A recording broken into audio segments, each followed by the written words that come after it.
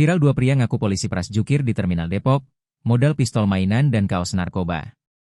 Aksi nekat dua pemuda yang mengaku sebagai anggota polisi demi memeras juru parkir, jukir, di Terminal Depok berakhir di tangan aparat. Bermodalkan pistol mainan dan atribut palsu, keduanya mencoba menakut-nakuti korban untuk mendapatkan uang secara paksa.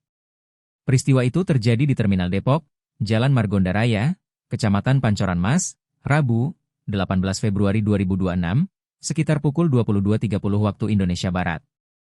Salah satu pelaku menenteng pistol mainan berwarna hitam berbahan plastik. Ia juga mengenakan kaos bertuliskan Direktorat Reserse Narkoba Polda Metro Jaya untuk meyakinkan korban bahwa dirinya aparat penegak hukum. Pelaku meminta uang secara paksa kepada jukir yang tengah bekerja malam itu.